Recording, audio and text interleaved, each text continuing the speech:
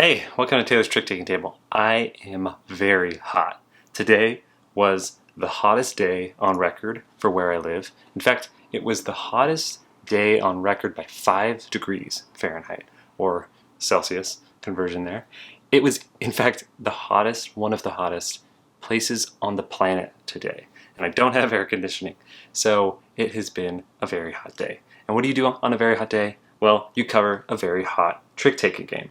Today we're playing Scharfe Schoten by Alv de Fuhle, and it's a game where the hook is you're trying to predict what suit you're going to win the most of and what suit you're going to win the least of. But the crazy other hook is the cards can be seen suit-wise on the backs. Let's go to the table and I'll show you to play.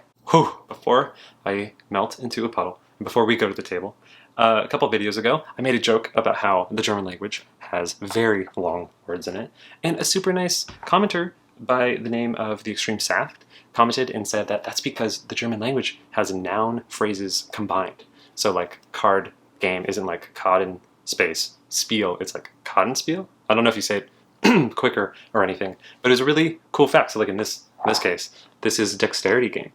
So I guess spiel game and then I cannot say that word, is dexterity. So nice little fun fact. Now, let's go to the table. The deck in Scharfe Schoten is made up of 4 suits numbered 1 through 12. Here we have a game almost set up for 3 players. So at 3, each player is going to get 12 cards. At 4, they get 10. And any undealt cards are going to go over here in what's known as the Spice Cabinet. We'll talk about what the Spice Cabinet is used for later, but for now you just play out the cards by suit. Then each player is going to get 4 tokens representing each of the 4 suits. And on the tokens, one side is going to be a full image, and on the other side is going to be a shrunken image. And the last part of setup is using this deck to determine what the trump and the super trumps are. In Scharfe Schoten, the suits are actually hierarchical, and how you find out what they are is you lay out the 4 suits, you'll shuffle this deck with a bunch of numbers ranging from 1 all the way to 12. After you shuffle the number cards, you'll lay them out randomly to the 4 colors, and then you would order them in a hierarchy to be the specific new ranking for all the numbers. So you would have the highest number be the strongest suit, all the way down to the lowest number being the weakest suit. In addition, so not only is yellow stronger than green, green stronger than black, and all the way down to red, the number and that suit is a super trump. Looking at this honey mustard hand here, they actually have the 3 red, so they have a super trump. And this card will only be beaten by these super trumps, so the 8 in yellow is the strongest card in the game. But we'll see that happen during trick play. Space is getting a little bit tight here, but now players will make a prediction on 2 things. What suit they think they're going to get the most of, and what suit they think they're going to win the least of. So Beaver Mustard over here might be looking at their hand and they see they only have 1 black. Maybe they think their lowest is going to be black, and then they had a bunch of red, including the super trump in red. Maybe they think highest is going to be red. So what they'll do is they'll secretly pick, and they'll choose the lowest being the smaller symbol, and then their highest being the bigger symbol. And then just put these tokens off to the side. So every player is going to make their prediction now, and it's done secretly, and then it's revealed simultaneously. Now that everyone's bid, play starts with the person with the hottest haircut. So let's say it's the Ghost Pepper up here.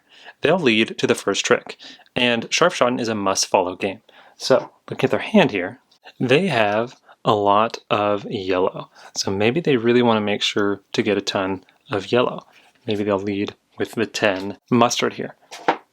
So Black Pepper will then play. So the player who won is the player who plays the highest of the highest suit involved, or any super trumps involved. So since there wasn't any super trumps, it would just be the highest yellow. So the Black Pepper player wins this trick, and they're going to flip it and just have open information here which cards they've won. So they kind of split it out here, and in addition to taking the cards from the trick, they also take a card from the Spice Cabinet. At a 4-player game, this dwindles down, so you only take one if it's there, but at a 3-player game, this is always full. So then, Black Pepper here will take a card.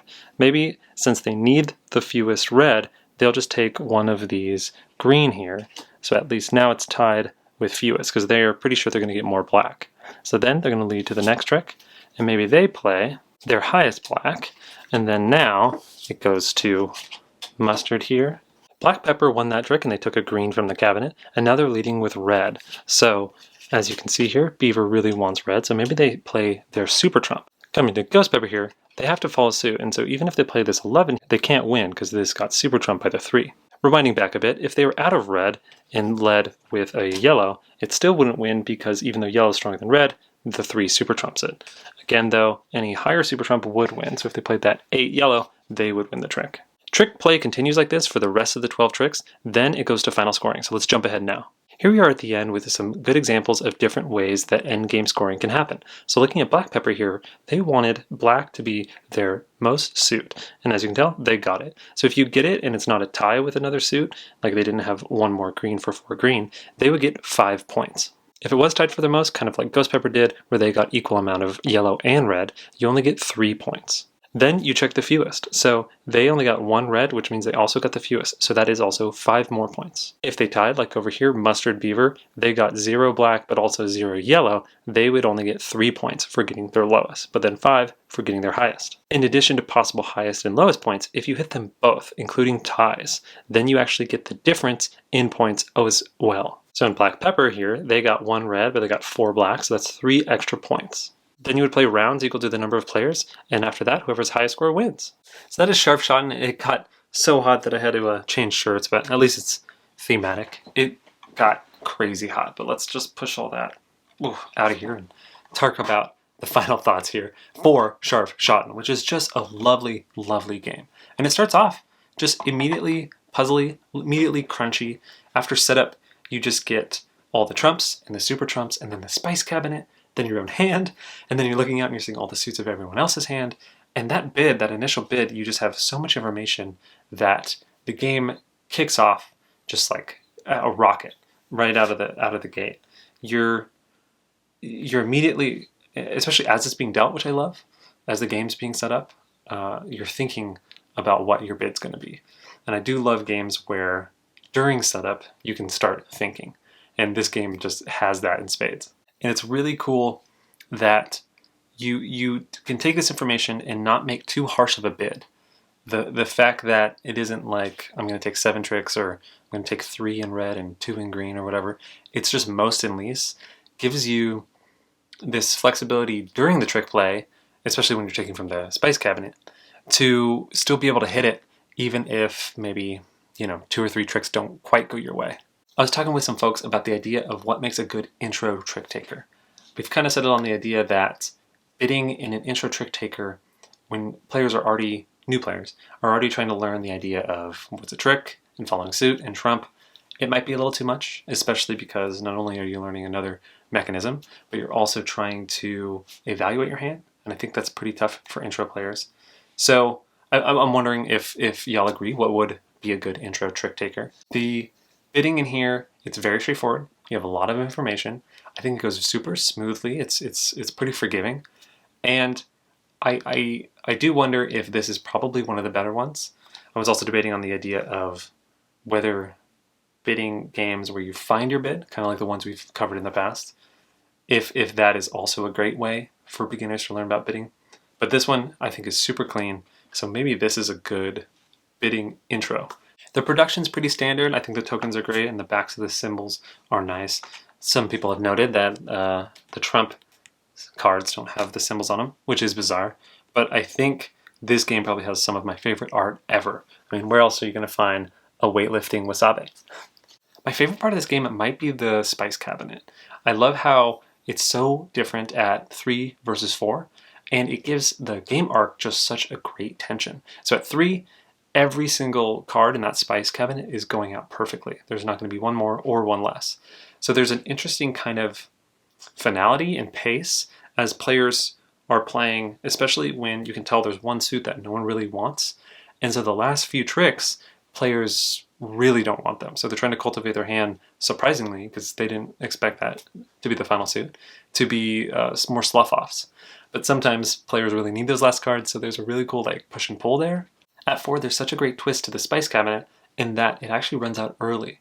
So players might be rushing to get those bonuses, those bonus cards from the spice cabinet, or they might just wait just a little bit more, because then you can play trick play without being forced to grab some random card that you might not want.